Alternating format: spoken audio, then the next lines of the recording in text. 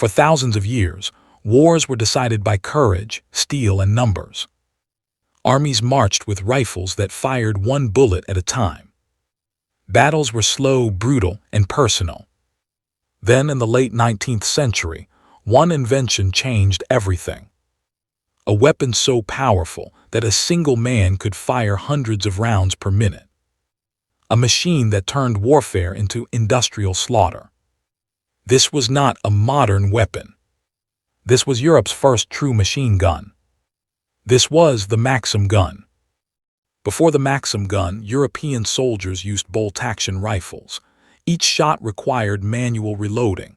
Even the best-trained soldiers could fire only a few rounds per minute. Battles depended on formations, discipline, and manpower. Large armies still mattered, but military engineers dreamed of something else, a weapon that could fire continuously without stopping. Many tried, most failed, until one man changed history. The man behind the weapon. His name was Hiram Stevens Maxim, an American-born inventor who later moved to Europe. Maxim was not a soldier, he was an engineer. In 1884, someone gave him a simple piece of advice. If you want to make money, invent something that will help Europeans kill each other more efficiently. Maxim listened. Instead of designing a faster rifle, he used a revolutionary idea: recoil energy. The energy from each fired bullet would reload the weapon automatically. The result was terrifying. Birth of the Maxim gun. The Maxim gun could fire over 600 rounds per minute. It required only one operator. Water cooling prevented overheating. For the first time in history, a weapon could fire continuously without manual reloading. European generals were shocked. Some didn't believe it was real. But when they saw demonstrations, their doubts vanished. One Maxim gun could do the work of 100 soldiers. Europe adopts the machine gun. By the late 1800s, European powers rushed to adopt the Maxim gun. Britain, Germany, Russia, France, each nation modified the design and renamed it, but the core mechanism remained the same. The Maxim gun became a symbol of industrial warfare. Wars were no longer fought by bravery alone.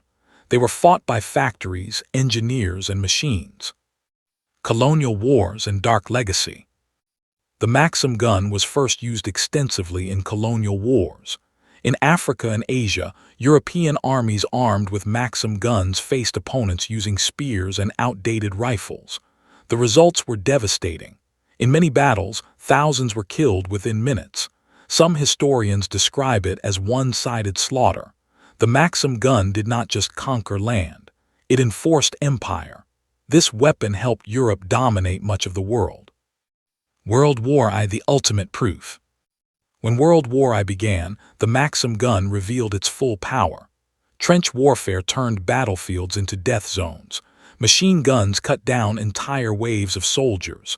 Old military tactics collapsed overnight. Generals learned a brutal lesson.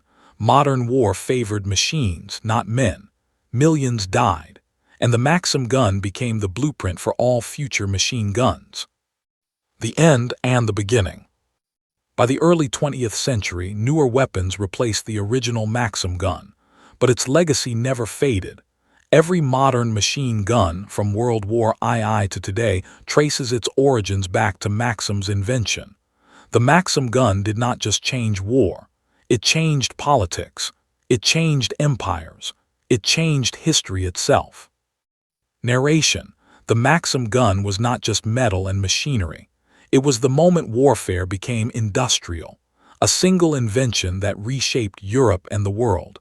And it reminds us of a powerful truth: when technology changes, history follows.